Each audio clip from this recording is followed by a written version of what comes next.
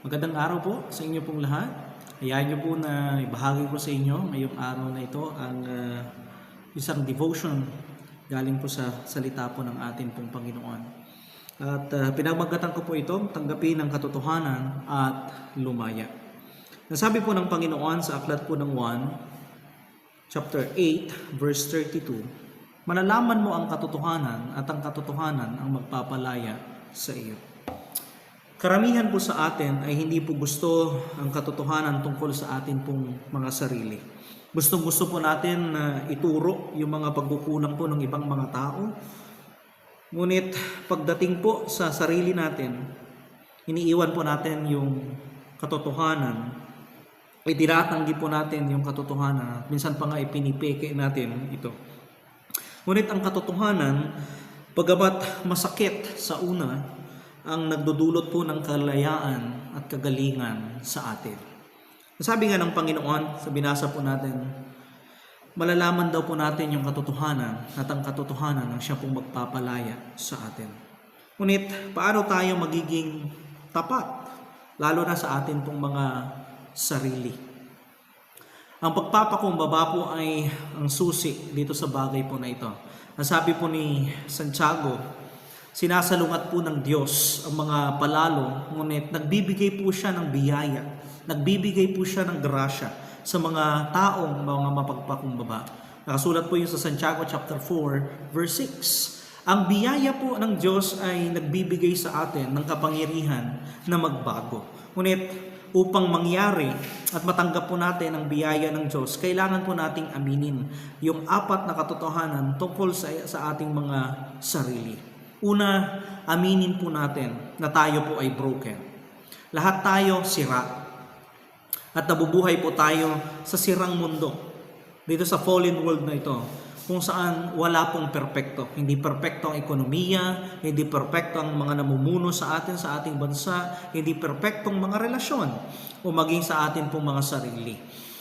At sa totoo lang, nasira po tayo dahil po sa mga kasalanang nagawa po natin. Nagawa natin noong nakaraang mga panahon o mga kasalanang nagawa sa atin ng ibang pong mga tao o masasamang pagpipili po natin sa buhay at masakit po na mga pangyayari na naranasan po natin noong nakaraang pong mga panahon.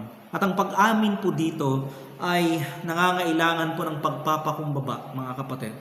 Ngunit ito po yung unang hakbang upang tayo po ay tuluyang lumaya at mapagaling. Ito po yung unang hakbang tungo sa kalayaan at pagpapagaling. Pangalawa, aminin mo ang iyong pong mga sekreto na nakakasakit po ito sa iyo. Aminin mo ang iyong mga sekreto ay nakakasakit sa iyo. Si Haring David, sabi niya sa Awit chapter 32, nang tumanggi akong ipagtapat ang aking kasalanan, nang hina ang aking mga katawan. Ang aking lakas ay sumingaw na parang tubig sa init ng tag-araw. Awit 32, verse 3 hanggang 4. Ang mga lihim ay nakakaubos po sa totoo lang ng mga enerhiya. Nagpapalala po doon sa atin pong mga problema at nagpapanatili sa atin na hindi po makaalis sa ganito pong sitwasyon. Ang pagtatago po ay hindi po gumagana. Hindi po ito nakakatulong. Pinapatindi lamang po nito yung ating pong mga sakit, yung ating pong mga takot at yung ating mga kasalanan sa buhay. Pangatlo, aminin po natin yung partikular na mga kasalanan po natin. Sinasabi po ng aklat po ng Kawikaan, chapter 28, verse 13, hindi ka magtatagumpay sa buhay kung susubukan mong itago ang iyong mga kasalanan. Ipagtapat mo sila at isuko sila. Pagkatapos ay magpapakita ang Diyos ng awa sa iyo. Ang pagbabago ay nagsisimula po sa katapatan. Kailangan po natin ipagtapat yung atin pong mga pagkakamali, yung atin pong mga pagkakasala sa atin pong buhay. Hindi po maayos ang hindi po natin kailanman haharapin ng mga problema. Pang-apat at panghuli, aminin po natin na ang pagmamataas at yung takot po natin, yan po yung nagpapanatili sa atin, nagpapamatili sa iyo na hindi makaalis sa ganyan pong sitwasyon.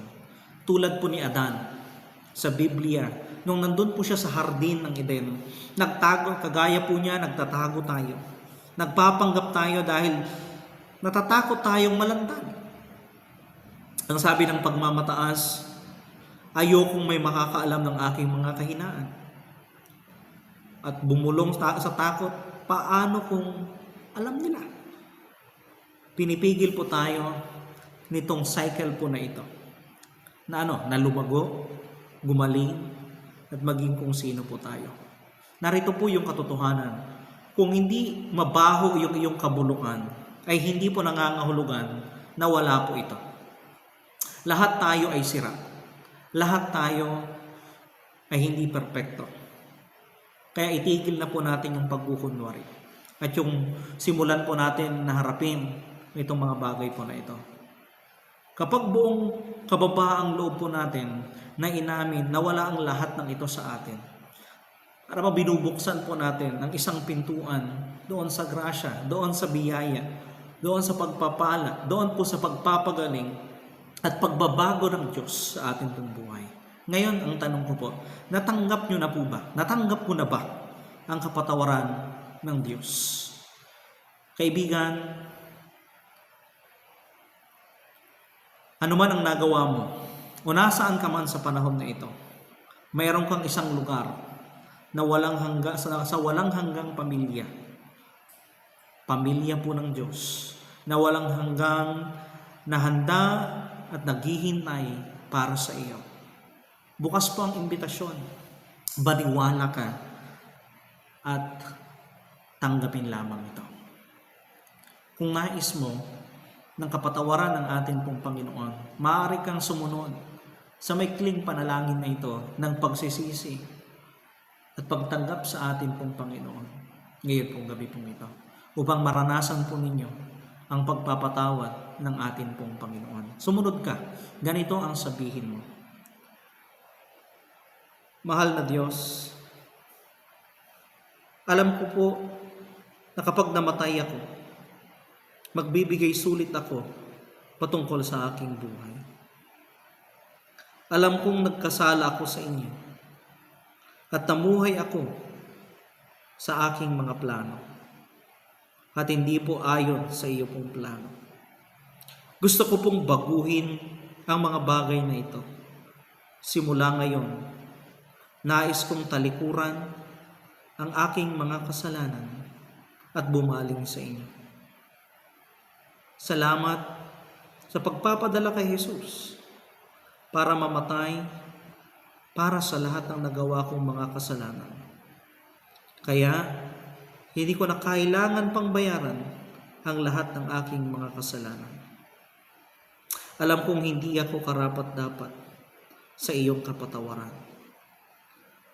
Alam kong biyaya mo lamang ang makapagliligtas sa akin, Panginoon.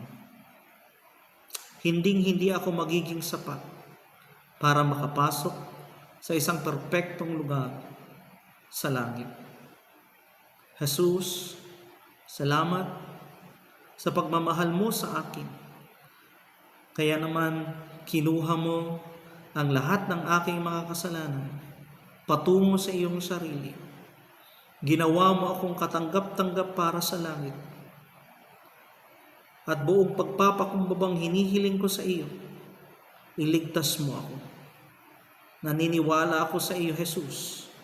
At naniniwala ako na tutuparin mo ang iyong pangako na ililigtas ako. Kaagad, tiyak, ganap at magpakailanman. Ito ang aking hinihiling sa pangalan ni Jesus. Amen.